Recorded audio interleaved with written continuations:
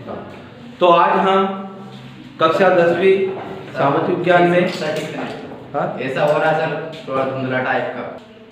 तो आज हम कक्षा 10वीं में पुनः सामाजिक विज्ञान विषय लेकर आए हैं और आज का जो टॉपिक है हमारा वो कौन सा है? आपदा प्रबंधन। ठीक है, ये इस टॉपिक पर हम आज चर्चा करेंगे। सभी लोग अपनी कॉपी निकाल ले, रफ कॉपी और पेन निकाल ले। ठीक है, तो आज जो हम पर चर्चा हो रही है वह आपदा भूगोल में प्राकृतिक आपदा और आपदा प्रबंधन अध्याय 114 पर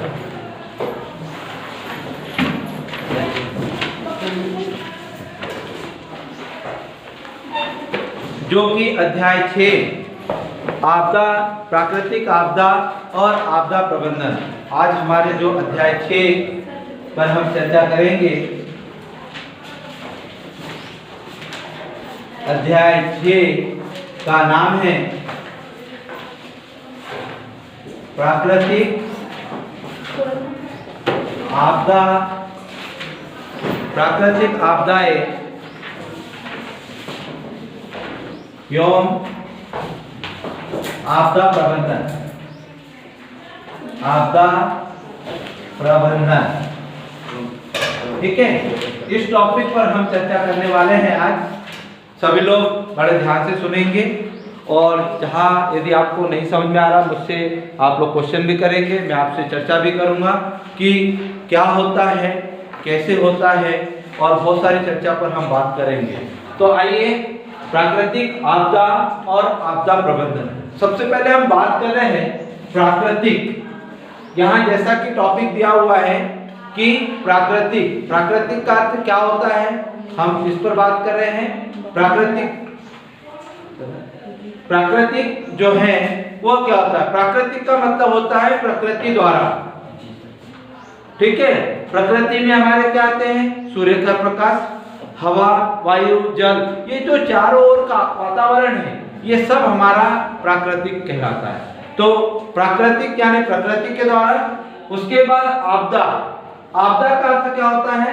संकट, मुसीबत। यदि हम आपदा को पढ़े, आपदा का अर्थ पढ़े तो क्या होता है? संकट, मुसीबत, परेशानी। संकट, मुसीबत, ठीक है, संकट, मुसीबत, परेशानी, समस्या, ये हमारी क्या कहलाती है? आपदा कहलाती है। किसी ने कहा कि आपदा होती क्या है, तो हम ये तो कहेंगे कि मानव पर हो चाहे प्रकृति पर, किसी प्रकार के संकट आ जाए, मुसीबत आ जाए, परेशानी आ जाए, वही आपदा कहते हैं। उसे ही हम क्या कहते हैं? आपदा कहते हैं। याद हो गया भाई? आपदा, आपदा किसे कहते हैं? मानव और प्रकृति पर जब संकट, मुसीबत, ठीक है, आ जाती है, इसकी समस्या होती है, उसे हम क्या कहते हैं? आपदा कहते हैं। अब हम बात कर रहे हैं कि प्राकृतिक आपदा किसे कहते हैं? तो प्रकृति द्वारा, प्रकृति द्वारा कोई ऐसी हलचल हो जाती है जिसके कारण, प्रकृति के द्वारा, जैसे अभी आपने देखा होगा प्रकृति के द्वारा बाढ़ आई थी। ठीक है, खूब तेज बारिश हुई थी और नदियों में बाढ़ आई थी, जिसके कारण नदियों के किनारे बसे जितने भी गांव थे सब क्या हो गया? बाढ़ के चपेट में आने से डूब गए थे। ठीक है, तो अचानक हुआ, तो प्रकृति के द्वारा हुआ ना, तेज बारिश के कारण। तो ये सब हमारी क्या कहलाती है? प्राकृतिक आपदा कहलाती है। तो प्रकृति के द्वारा जो आपदा हो गई वो प्राकृतिक आपदा हो गई और मानव द्वारा जो आपदा हो गई वो मानवीय आपदा हो गई। हम आए आपदा की बात करें, पहले तो हमने प्राकृतिक और इसकी बात की। अब आपदा प्रबंधन, आपदा को आप समझते हैं? प्रबंधन का मतलब होता है उसकी व्यवस्था करना। ठीक है, उसकी योजना बनाकर व्यवस्था करना। प्रबंधन का मतलब क्या होता है? योजना बनाकर क्या करना? योजना बनाना। ठीक है, उसके उपाय ढूंढना कि जब आपदा आ जाए तो हमें क्या करना चाहिए, क्या उपाय करना चाहिए, क्या व्यवस्था करना चाहिए। ठीक है, जिस पर उस आपदा से हम मुक्ति पा सके। क्लियर? तो आज हमने इस टॉपिक पर चर्चा कर रहे हैं प्राकृतिक आपदाएं एवं आपदा प्रबंधन। ठीक, अब मैं सीधा अपने टॉपिक पर आ रहा हूं कि जो है आपदा का, आज से आपसे मेरी बात हो चुकी है कि आपदा का अर्थ क्या होता है? मुसीबत, संकट, परेशानी। प्राकृतिक आपदा किसे कहते हैं? प्रकृति द्वारा जो आपदाएं होती है उसे प्राकृतिक आपदा कहते हैं। यदि हम आपदा को, यदि ये आपदा लिखे, यहाँ पर एक ग्राफ बना रहे हैं, आप इस ग्राफ को देख सकते हैं। जैसे मैंने आपदा लिखा तो आपदा दो प्रकार की होती है। देखिए, एक होता है प्राकृतिक आपदा, ठीक है, और दूसरा कौन सा आता है? मानवीय आपदा। ठीक है, प्राकृतिक आपदा प्रकृति द्वारा होती है और मानवीय आपदा मानव द्वारा होती है। जैसे अभी अभी मानव द्वारा एक आपदा का बहुत अच्छा उदाहरण आप जानते हो, कोविड-19 महामारी। ठीक है, मानव द्वारा वायरस बनाया गया और वो वायरस इतना डेंजर निकला कि पूरे विश्व को हिला के रख दिया। तो ये मानवीय आपदा हुई। ठीक है, तो हम इस पर बात करें, प्राकृतिक आपदा प्रकृति द्वारा होती है और मानवीय आपदा मानव द्वारा होती है। मैं यदि किसी को पूछूं कि मानवीय आपदा किसे कहते हैं तो लिखोगे कि मानव द्वारा ऐसे कार्य करने से प्रकृति और मानव दोनों पर संकट या मुसीबत आ जाए, उसे हम क्या कहते हैं? मानवीय आपदा। प्राकृतिक आपदा किसे कहते हैं? प्रकृति द्वारा। बोलिए, बोलते जाइए। प्रकृति द्वारा जो आपदाएं होती है उसे कौन सी आपदा कहते हैं? प्राकृतिक आपदा कहते हैं। और मानवीय आपदा किसे कहते हैं?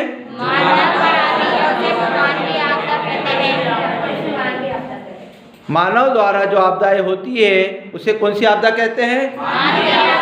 मानवीय आपदा कहते हैं। शायद आप लोग आपदा के बारे में समझ चुके हैं। आपदा कितने प्रकार की होती है? आपदा कितने प्रकार की होती है? दो प्रकार की आपदाएं होती है, आप देख चुके हैं। अब हम प्राकृतिक आपदा और मानवीय आपदा का एक ग्राफ देखते हैं, जिसमें प्राकृतिक आपदा में कौन कौन सी आपदाएं होती है। तो आप देखिएगा, प्राकृतिक आपदा में, ठीक है, सबसे पहले प्राकृतिक आपदा में होता है सूखा, ठीक है, फिर बाढ़, फिर सुनामी, ठीक, फिर उसके बाद भूस्खलन, ठीक है, उसके बाद भूकंप और फिर ज्वालामुखी।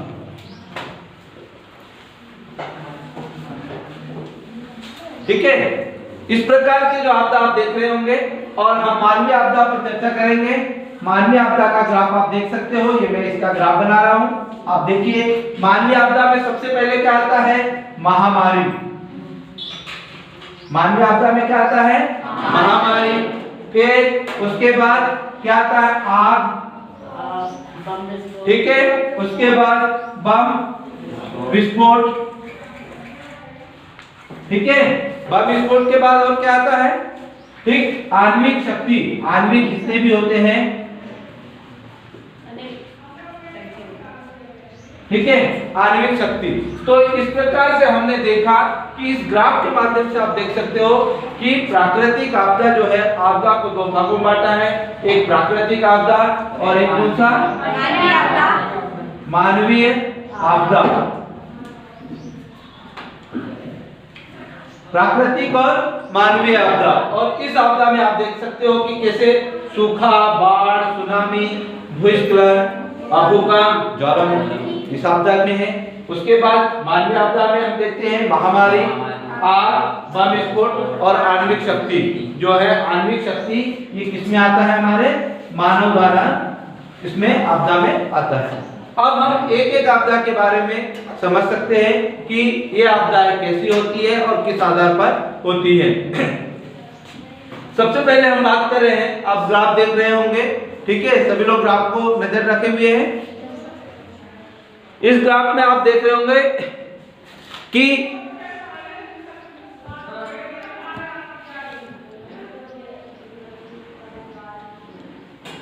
ये आप पूरा ग्राफ आप देख रहे हैं, जिसमें प्राकृतिक आपदा का बना हुआ है, आपदा प्रबंधन दिया हुआ है। और इस आपदा के माध्यम से अध्याय 6 में हम पढ़ रहे हैं कि कौन कौन सी आपदा है और कैसे है। जैसे आपदा प्रबंधन में आपदा का अर्थ देख रहे हैं हम लोग, कि संकट, मुसीबत, ठीक है, और आपदा प्रबंधन में देख रहे हैं योजना बनाना। इसमें ग्राफ में आप बोर्ड पर देख कर रहे हो कि आपदा दो प्रकार की होती है, एक प्राकृतिक आपदा और एक मानवीय आपदा। इसमें पूरा देख रहे हो कि सूखा, बाढ़, सुनामी, ठीक है, इस प्रकार के आपदा प्राकृतिक आपदा में है, और महामारी, आग, बम विस्फोट, आणविक शक्ति, ये हमारे किसमें है?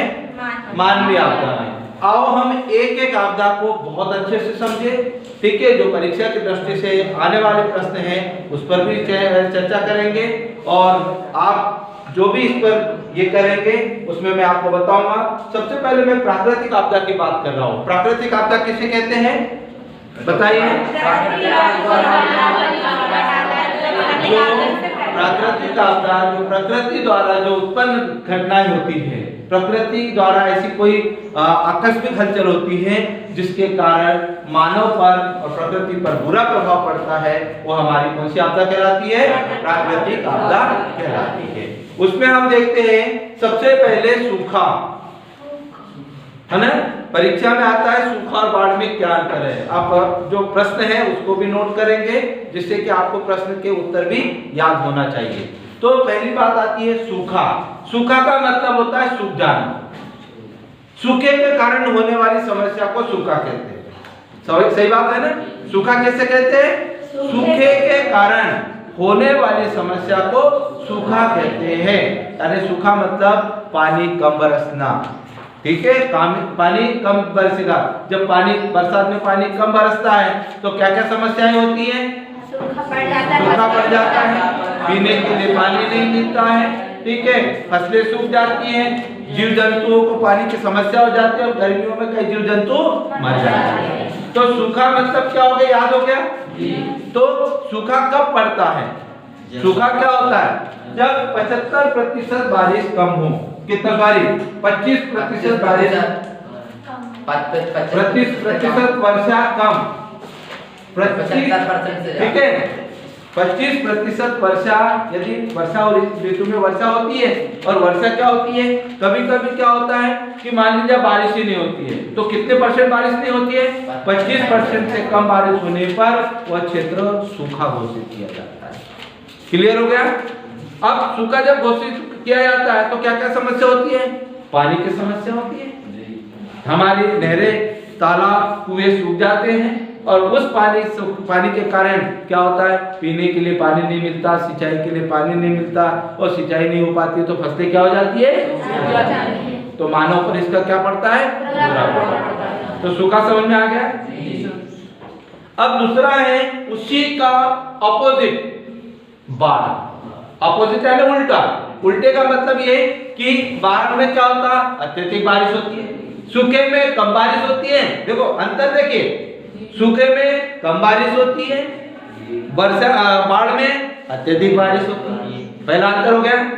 सूखे में 25% वर्षा होती है, बाढ़ में 75% से अधिक वर्षा होती है। कितने परसेंट?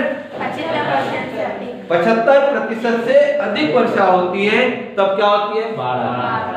अच्छा, बाढ़ से क्या प्रभाव पड़ता है? बाढ़ से क्या प्रभाव पड़ता है? बाढ़ से देखो जीव जंतु बह जाते हैं, ठीक है, अत्यधिक बाढ़ से फसलें बह जाती है, कटाव अधिक होता है, तो मानव पर और प्रकृति पर बुरा प्रभाव तो पड़ रहा है ना। तो बाढ़ और सूखे में अंतर लिख लोगे? सूखा नोट कीजिए आप कॉपी में, सूखा और बाढ़ में अंतर लिखो।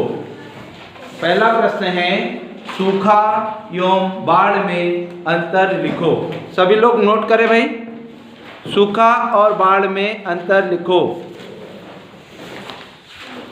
सभी में 3-3 अंतर लिखना है। आपको 3-3 अंतर सबको समझ में आ जाना चाहिए। सूखा किसे कहते हैं, बाढ़ किसे कहते हैं। सूखा और बाढ़ में अंतर लिखो। नोट कर लिया सबने? चलो गुड। तो सूखे और बाढ़ में अंतर हम समझ चुके हैं कि सूखा किसे कहते हैं, बाढ़ किसे कहते हैं, ठीक है। अब हमारा जो तीसरा है वो कौन सा है? सुनामी। आप समझ रहे होंगे तीसरा कौन सा है? सुनामी। ठीक। अब सुनामी क्या है? हमारे प्रश्न नंबर देखिए, सूखा और बाढ़ जो है 4 अंक का प्रश्न है, क्योंकि इस अध्याय से 1 अंक वाले, 3 अंक वाले और 4 अंक वाले इस बार से प्रश्न पूछे जाना है। 1 अंक वाले, 3 अंक वाले और 4 अंक वाले। ठीक है, तो पहला हमारा 4 अंक में पहला प्रश्न कौन सा हो गया? सूखा और बाढ़ में हो गया। अब मैं बात कर रहा हूं सुनामी की। सुनामी किसे कहते हैं? तो सुनामी समुद्र में, ठीक है, होने वाली लहर।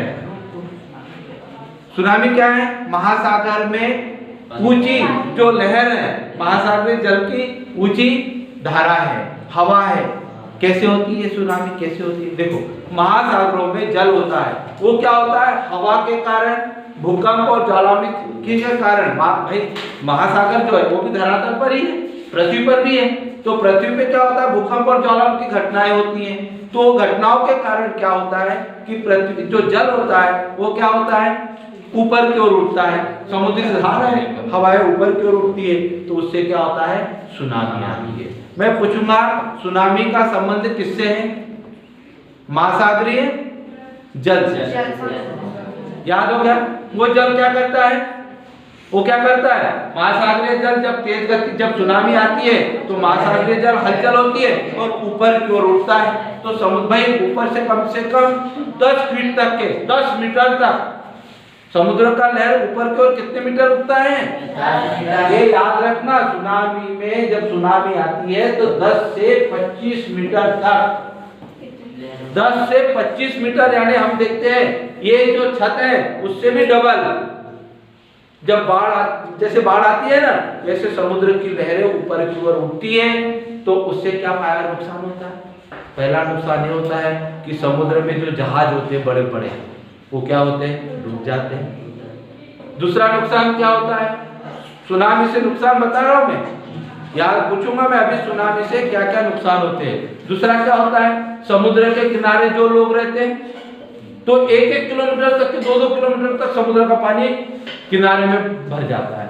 तो जो किनारे में बसे जो शहर होते हैं वो क्या होते हैं? डूब जाते हैं। जब डूब जाएगा, घरों में पानी होगा, भर जाएगा, तो क्या होगा? नुकसान होगा ना। तो सुनामी का संबंध किससे है? महासागरीय जल से। महासागरीय जल से। जो सुनामी महासागरीय धाराओं के कारण पानी ऊपर की ओर उठता है और जो तटीय क्षेत्र है वहां पर नुकसान पहुंचता है, उसे सुनामी कहते हैं। ठीक है, अभी आपने उदाहरण मैं आपको बता दूं, सुनामी का सबसे सशक्त उदाहरण तमिलनाडु में एक घटना हुई थी। ठीक है, जो हमारे पूर्व राष्ट्रपति एपीजे अब्दुल कलाम, कन्याकुमारी, ठीक है, एपीजे अब्दुल कलाम कन्याकुमारी में एक क्षेत्र था, ठीक है, जहां वहां पर सुनामी आई थी। हम गए थे वहां पर, तो पूरा गांव का गांव साफ हो गया। स्टेशन तक के, बॉर्डर पर स्टेशन था, रेलवे स्टेशन, वो भी पूरा जलमग्न होकर पूरा खराब हो गया। तो सुनामी 2000 कब आई थी? 2004 में, 2004 नहीं 3 या 4 में शायद, देख लेंगे उसमें कि तमिलनाडु में जो ये हुई थी 2000 सुनामी जो आई थी, शायद मुझे उसका ये नहीं है, लेकिन हम देखेंगे उसमें कि कब आई थी। ओके, हाँ, तो याद होगा सुनामी किसे कहते हैं? हो गया। उसके बाद आता है भूस्खलन।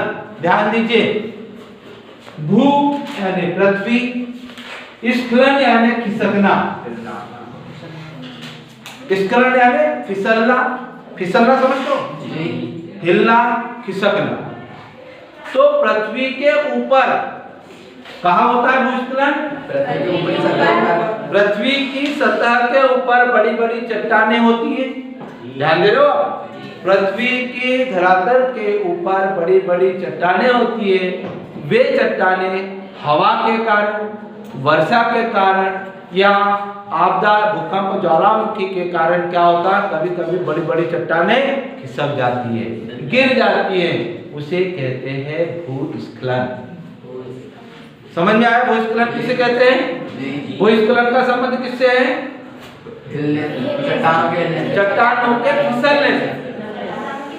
पृथ्वी हिलना, फिसलने में तो समझते हो क्या होता है? मान लीजिए ये चट्टान, एक चट्टान है, इसके ऊपर एक चट्टान है, ठीक है। हिलना मतलब इस प्रकार से हिलना, लेकिन फिसलना मतलब गिर जाना। अंतर है ना हिलना और फिसलने में। तो जब दो चट्टानें एक के ऊपर रखी हुई है या प्राकृतिक धरातल पर है और वो चट्टानें क्या होती है, ऊपर वाली चट्टान नीचे की ओर गिर जाती है, ठीक है, उसे क्या कहते हैं, भूस्खलन कहते हैं। भूस्खलन से क्या नुकसान होता है? तो पहला जब चट्टाने कोई भूस्खलन आता है तो चट्टाने नीचे की ओर गिरेगी तो क्या होगा, वहां पर जो जीव जंतु है वो मर जाएंगे, दबकर मर जाएंगे। वहां पर कोई रेलवे ट्रैक है या मतलब कोई रेलवे सड़क है तो वहां पर एक्सीडेंटल हो गए, दुर्घटनाएं घटेगी। उसके बाद कई जो मतलब पेड़ पौधे हैं वो क्या हो गए उस चट्टान के कारण टूट जाएंगे। तो नुकसान तो है ना भूस्खलन से। बात समझ आए? भूस्खलन का संबंध किससे है? चट्टानों के नीचे खिसकने से। कौन सी चट्टान?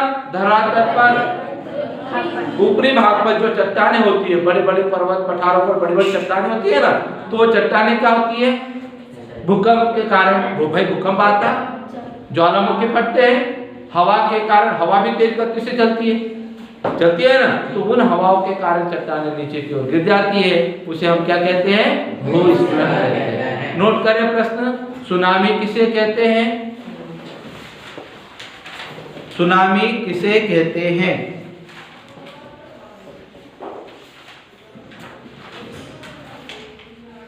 उसके बाद अगला प्रश्न है, भूस्खलन किसे कहते हैं? इसके सुनामी किसे कहते हैं, इसके नुकसान लिखिए, हानि लिखिए। सुनामी से हानि समझ में आ गया। उसके बाद भूस्खलन किसे कहते हैं, उससे हानि लिखिए। भूस्खलन किसे कहते हैं, उससे हानि लिखिए। हो गया? भूस्खलन किसे कहते हैं, उससे हानि लिखिए।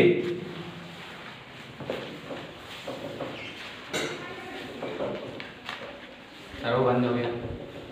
बंद क्यों हो रहा? ठीक है, अब मैं बात कर रहा हूं, दोनों प्रश्न भी हो गए। अब मैं बात कर रहा हूं भूकंप की। भूकंप ध्यान दीजिए, भू यानी पृथ्वी, जैसे मैंने यहाँ पर भू यानी पृथ्वी बताया था, और कंप का मतलब क्या होता है, हिलना। भू यानी पृथ्वी, कंप का मतलब हिलना। तो भूकंप किसे कहते हैं? पृथ्वी की ऊपरी धरातल किसी आकस्मिक हलचल के कारण या घटना के कारण हिलती है, उसे भूकंप कहते हैं। भूस्खलन में क्या होता है, चट्टानें फिसलती है, और भूकंप में पृथ्वी हिलती है। याद रहे भूस्खलन और भूकंप में अंतर।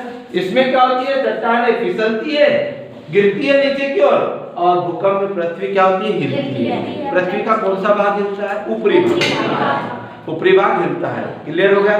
तो भूकंप किसे कहते हैं? पृथ्वी का ऊपरी भाग अचानक आकस्मिक हलचल के कारण, ठीक है, हिलता है, उसे भूकंप कहते हैं। अब भूकंप से क्या नुकसान है, ध्यान दीजिएगा। भूकंप से हानियां, प्रश्न नोट करें। भूकंप किसे कहते हैं? भूकंप से हानियां लिखिए। भूकंप किसे कहते हैं? भूकंप से हानियां लिखिए। नोट कर लिया आप लोगों ने? तो भूकंप से हानियां, कौन कौन सी भूकंप से हानियां होती है? तो सबसे पहले हम बात करें भूकंप से हानि।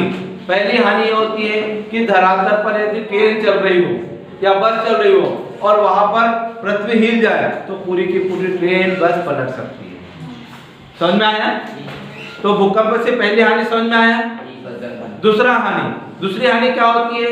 बड़ी बड़ी इमारतें जो बहुमंजिला होती है, बहुमंजिला समझते हो, जो कम से कम 20 मंजिल, 30 मंजिल, 40 मंजिल होती है ना, बड़ी बड़ी इमारतें, तो वो इमारतें क्या होती है, भूकंप आने से गिर जाती है, क्रैक आ जाती है। बात समझे? उसके बाद घर में रहे, मान लीजिए कोई व्यक्ति घर में कोई काम कर रहा है या नदी के किनारे काम कर रहा है या कोई कुएं के अंदर काम कर रहा है, तो अचानक भूकंप आएगा तो क्या होगा, वो गिर जाएगा, तो उसको क्या होगा, चोट आ जाएगी, इवन कई लोग मर भी जाएंगे। तो भूकंप से नुकसान समझ में आ गया, हानियां समझ में आ गया। क्या हानियां होती है भूकंप से? पहला परिवहन में सड़क और परिवहन दोनों होती है, वायु परिवहन को नहीं होती है क्योंकि सड़क और रेल परिवहन को बाधाएं होती है। दूसरा क्या होता है भूकंप से? अच्छा, भूकंप से सुनामी आती है। एक नुकसान और, भूकंप से क्या आती है? क्योंकि समुद्र में भूकंप आएगा तो सुनामी आएगी, और सुनामी आएगी तो फिर दिक्कत होगी। तो बात समझ में आए? ये तीन हमको 3-4 हानियां लिखना होगा। अब हम बात कर रहे हैं ज्वालामुखी पर। ज्वालामुखी, इस ग्राफ को मैं मिटा दूं? ठीक है, चलो इसको एक लास्ट टॉपिक पढ़ते फिर अपन इसको मिटा देंगे। ज्वालामुखी, ध्यान से सुनिए, ज्वालामुखी नाम से ही है। ज्वाला का मतलब होता है आग। ज्वाला का मतलब क्या होता है? आग। और मुख का मतलब होता है मुंह। तो हम क्या बोलते हैं कि ज्वाला का मुंह यानी आग का मुंह। ठीक है, मुंह के अंदर से, तो मुंह के अंदर से, कौन से मुंह के अंदर से? पृथ्वी के अंदर से। पृथ्वी के अंदर से कई प्रकार की आग, लावा, विषैले गैसें जब पृथ्वी के अंदर से बाहर की ओर आती है उसे हम ज्वालामुखी कहते हैं। याद हो गया? ज्वालामुखी किसे कहते हैं? बोलिए। पृथ्वी के नीचे से, पृथ्वी के अंदर से।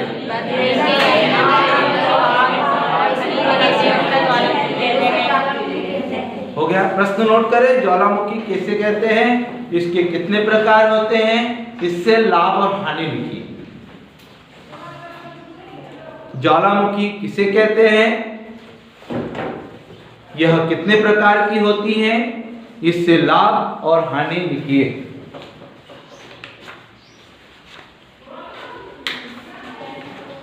ठीक है, ज्वालामुखी से लाभ और हानि लिखिए। नोट कर लिया आप लोगों ने ज्वालामुखी? अच्छा, तो ज्वालामुखी में, अच्छा आपके इसमें ज्वालामुखी ज्यादा है नहीं इसमें। चलो, तो ज्वालामुखी 3 प्रकार की होती हैं, सक्रिय ज्वालामुखी, प्रसुप्त ज्वालामुखी और विलुप्त ज्वालामुखी। देखिए 3 प्रकार की होती हैं। पहला सक्रिय ज्वालामुखी, प्रसुप्त ज्वालामुखी, प्रसुप्त ज्वालामुखी और विलुप्त ज्वालामुखी। 3 प्रकार की ज्वालामुखी होती है, सक्रिय, प्रसुप्त और विलुप्त। सक्रिय ज्वालामुखी वे ज्वालामुखी होती है जो हमेशा धरातल पर फटती रहती है, हर दिन। ऐसा क्षेत्र होता है, आपने देखा होगा, टीवी में देखते होंगे, जहाँ पर हमेशा आग वगैरह फटती रहती है, तो वो हमारी कौन सी ज्वालामुखी कहलाती है? सक्रिय। याद रहे, सक्रिय यानी हमेशा फटने वाली ज्वालामुखी को सक्रिय ज्वालामुखी कहते हैं। उसके बाद आता है प्रसुप्त ज्वालामुखी। प्रसुप्त ज्वालामुखी जो साल में 6 महीने में एक आध बार फटती है, उसे हम कौन सी ज्वालामुखी कहते हैं? प्रसुप्त ज्वालामुखी कहते हैं। और विलुप्त ज्वालामुखी किसे कहते हैं? जो पहले एक बार फट चुकी है, अब वहां पर फटने का कोई चांस नहीं, अर्थात कोई आसार नहीं होते, अब फट नहीं सकता, उसे हम कौन सी कहते हैं? विलुप्त। इसको सोए हुए या शांत ज्वालामुखी के नाम से जाना जाता है। लिख लीजिएगा सभी लोग। तीनों प्रकार की ज्वालामुखी को नोट करें, सक्रिय, प्रसुप्त और विलुप्त।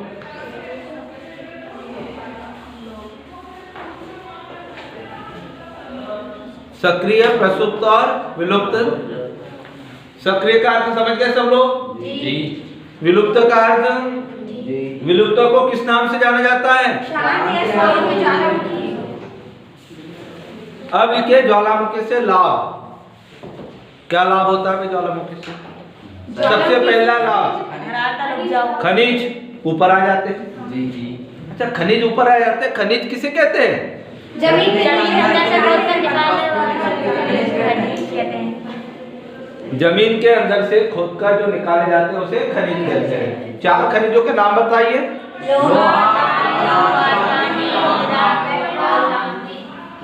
तो 4 खनिज समझ गए? तो पहला तो ये ज्वालामुखी से पहला लाभ होता है, जो जमीन के अंदर जो खनिज होते हैं वो ऊपर की ओर आ जाते हैं। चलो दूसरा लाभ बताइए। धरातल उपजाऊ। धरातल उपजाऊ होता है। कैसे उपजाऊ होता है? जो ज्वालामुखी की जो मिट्टी होती है वो अधिक उपजाऊ होती है। काली मिट्टी का निर्माण होता है और कपास के लिए काली मिट्टी बहुत ज्यादा इम्पोर्टेंट होती है। ठीक है, तो मैंने काली मिट्टी के पिछले अध्याय में आपसे बात हुई थी मेरी कि काली मिट्टी की विशेषता लिखिए। तो काली मिट्टी की 3 विशेषता कौन कौन सी होती है? काली मिट्टी काली होती है, ये अधिक उपजाऊ होती है, काली मिट्टी काले रंग की होती है। उसको किसके नाम से? रेगड़। इसमें गर्मियों में इसमें पानी सोखने की क्षमता, और ये कौन से क्षेत्र में पाई जाती है? और ये किसके लिए उपजाऊ होती है? कपास के लिए उपजाऊ होती है। हो गया यार काली मिट्टी भी। तो ये फायदे होते हैं। और क्या फायदा होता है? इससे कई प्रकार की नदियों का निर्माण होता है ज्वालामुखी से। कई प्रकार के गड्ढे जो होते हैं, खाइया होती है, ज्वालामुखी फटने से भर जाते, मैदान बन जाता है। तो ये हो गए लाभ। अब ज्वालामुखी से हानियां, कि ज्वालामुखी से क्या हानि होती है। तो क्या हानि होती है ज्वालामुखी से? जनधन की हानि। जनधन की हानि होती है। जनधन की हानि, भाई फटेंगे तो वहां पर लोग मर जाएंगे। कई प्रकार की विषैले गैस निकलती हैं ज्वालामुखी से। क्या निकलती है? कई प्रकार की विषैली गैस निकलती है। तो विषैली गैस निकलने से क्या होगा? मनुष्य मर जाएंगे, जीव जंतु मर जाएंगे। और ज्वालामुखी फटने से क्या होता? मान लीजिए वहां पर समतल मैदान है तो गड्ढा बन जाएगा, खाई बन जाएगी, तो वो हमारे लिए नुकसानदायक है। तो ज्वालामुखी के 3 लाभ और 3 हानियां लिख लोगे, ठीक है? लिख लोगे, कोई दिक्कत जाएगी? प्रश्न आएगा कि ज्वालामुखी से 3 लाभ और 3, लेकिन भूकंप से लाभ होता है क्या? नहीं होता। भूकंप से लाभ। तो ये ग्राफ आप देख रहे होंगे, मैंने इस ग्राफ के बारे में आपसे चर्चा की, ठीक है? अब मैं मानवीय आपदा पर चर्चा करूंगा। ये हमारे ग्राफ में मानवीय आपदा जो है, ठीक है? मानवीय आपदा किसे कहते हैं? किसे कहते हैं मानवीय आपदा? जो मानव द्वारा जो आपदा होती है उसे मानवीय आपदा कहते हैं। मानवीय आपदा में सबसे पहले हम बात कर रहे हैं किसकी? महामारी। बहुत बढ़िया करंट उदाहरण आपने कोविड-19 देखा होगा। तो महामारी कैसे फैलती है? पहले तो बात आती है महामारी। देखो, मच्छरों के काटने से, ठीक है, हवा के प्रदूषित होने से, जल के प्रदूषित होने से कई प्रकार की बीमारियां, हैजा, पीलिया, मलेरिया, सुना है ना आपने? 3 महामारियों के नाम बताओगे तो आप बता दोगे? पहला क्या लिखोगे? कोविड-19। पहली महामारी कौन सी है? दूसरी महामारी कौन सी हुई है? हैजा। तीसरी महामारी पीलिया, मलेरिया, डेंगू। डेंगू बहुत डेंजर होती है। और एक महामारी थी, कौन सी पता? जीव जंतु से होती है, वर्ड फ्लू। अभी करंट जो पक्षियों में पाई। तो ये महामारी फैलने के कारण एक संक्रमित होती है। महामारी कैसी होती है? संक्रमित होती है, और कई प्रकार के जीवों से या मनुष्य से हो जाती है, तो पूरे मनुष्य मर जाते हैं, ठीक है? तो महामारी समझ में आ गया किसे होती है? महामारी कैसे होती है, महामारी किस कारण से होती है, 4 महामारियों के नाम याद रखना है, ठीक है? और इससे क्या समस्याएं होती है। तो समस्या क्या होती है? जीव जंतु मर जाते हैं, मनुष्य संक्रमित होता है, बीमारियों से ग्रसित हो जाता है। आपने देखा वर्ल्ड में सबसे डेंजर अभी चल रही है कोविड-19। कम से कम 5 लाख लोग से अधिक लोग मौत के घाट कर गए, है ना? तो ये हमारे लिए महामारी का याद हो गया महामारी। तो आप प्रश्न नोट करेंगे, महामारी किसे कहते हैं, महामारी कैसे फैलती है, ठीक है? और महामारी के प्रभाव, महामारी के प्रभाव। उसके बाद आग। उसके बाद क्या है? आग। आग प्रश्न लिखेंगे, आग के रोकथाम के उपाय लिखिए। आग के रोकथाम के उपाय लिखिए। आग के रोकथाम के उपाय लिखिए। चलिए, आग के रोकथाम के उपाय क्या उपाय हैं? पहला तो घरों में लगी आग के रोकथाम के क्या उपाय हैं? पहला क्या करना चाहिए? बिजली उपकरण। दूसरा, घर में ज्वलनशील पदार्थ, पेट्रोल, मिट्टी का तेल, गैस नहीं रखना चाहिए। तीसरा क्या करना चाहिए उस पे? यदि बिजली गैस की टंकी को स्विच बंद कर देना चाहिए। किचन के पास फायर ब्रिगेड को फोन करना चाहिए। और घर में अग्निशमन यंत्र रखना चाहिए। कौन सा यंत्र? अग्निशमन यंत्र रखना चाहिए। और लोगों को हो गया घर में लगी आग के रोकथाम के उपाय, सबको याद हो जाएंगे। एक बार रिपीट कर रहा हूँ, घर में लगी आग के रोकथाम के उपाय, पहला घर में ज्वलनशील पदार्थ नहीं रखना चाहिए, दूसरा बिजली उपकरण बंद कर देना चाहिए, तीसरा घर में क्या खिड़कियों के मतलब खिड़कियां खुली होनी चाहिए, किचन के पास खिड़की होना चाहिए, चौथा गैस है तो उसका स्विच बंद कर देना चाहिए, रेगुलेटर बंद कर देना चाहिए, अग्निशमन यंत्र रखना चाहिए। ठीक है, इस प्रकार के हमें महामारी को इस आग में रोकने के उपाय। उसके बाद बम विस्फोट। मैंने बम विस्फोट यानी परमाणु बम देशों ने बनाए हैं और वो क्या कर रहे हैं, यदि किसी देश पर डाल दिया जाए तो पूरा देश का देश साफ हो जाएगा। मनुष्य ने बनाया। आपने देखा होगा जापान और हिरोशिमा पर नागासाकी, जापान के शहर हिरोशिमा और नागासाकी पर परमाणु बम अमेरिका द्वारा डाले गए थे 1945 को। आज भी वहां पर प्रकृति पूरी समाप्त हुई, आज भी जीव जंतु वहां पर निवास नहीं करते। तो ये होती है बम विस्फोट के दुष्प्रभाव। ये है आणविक शक्ति। हमने क्या बनाया? आणविक शक्ति में बम बनाए, परमाणु बम बनाए, हथियार बनाए, औजार बनाए, बड़ी बड़ी पनडुब्बियां बनाई। और ये क्या है? हमारे लिए ही, मानव के लिए नुकसान है। मानव ने बनाया और मानव के लिए तो आज हमने प्राकृतिक आपदा, आपदा प्रबंधन। अच्छा, उसके बाद आपदा प्रबंधन क्लियर है। आपदा प्रबंधन क्या है? आपदा प्रबंधन में पूरा आपदा दो प्रकार की होती है, प्राकृतिक और मानवीय, और उसके बारे में आपको लिखना है। ये होता है आपदा प्रबंधन। अब अंतिम प्रश्न है, आपदा प्रबंधन के सोपान लिखिए। आपदा प्रबंधन के सोपान, यानी आपदा प्रबंधन जब होता है तो उसके क्या क्या सोपान हैं, ये हमें याद रखना होगा। तो आपदा प्रबंधन के सोपान को 3 भागों में बांटा है। पहला पूर्व तैयारी, पहले से तैयारी यानी पूर्व तैयारी, दूसरा राहत या जवाबदारी, ठीक है, और तीसरा है पुनः वापसी या व्यवस्था। 3 प्रकार की हो गई। तो पहले तैयारी में क्या करना है? भविष्यवाणी करते हैं, लोगों को सचेत करते हैं, ये लिखना है उसके बारे में। फिर दूसरा व्यवस्था या राहत कार्य के लिए उनको क्या है, उनके लिए खाने की व्यवस्था करते हैं, रहने के लिए व्यवस्था करते हैं। आपने देखा होगा बाढ़ आई थी, ऐसा हुआ था ना, पहले सरकार ने सूचना दी, जानकारी दी, लोगों को वहाँ के लोग किनारे, नदियों के किनारे जो गांव थे उनको खाली करवाया। तो ये हो गई पूर्व तैयारी। उसके बाद व्यवस्था या जवाबदारी, राहत के लिए उनको क्या, उनके लिए खाने की व्यवस्था, रहने के लिए व्यवस्था, शौचालय की व्यवस्था, चिकित्सा की व्यवस्था करवाई थी ना। तो ये हमारी कौन सी हो गई? दूसरा राहत। और तीसरा फिर पुनः वापसी में उनके लिए जो बाढ़ प्रभावित क्षेत्र थे उनके लिए क्या दिया? बीमा योजना लागू की सरकार द्वारा, उसके लिए मुआवजा दिया गया। हानि यदि हुई तो उनका हानि का ये किया, मकान यदि रहे तो मकान की व्यवस्था कराई।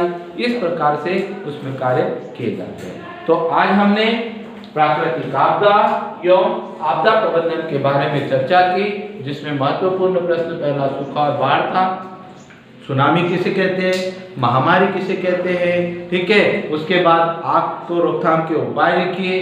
इस प्रकार के प्रश्न बहुत इंपॉर्टेंट थे जो परीक्षा में आएंगे। आप लोग पूरी ईमानदारी के साथ उसको पढ़ेंगे। ओके।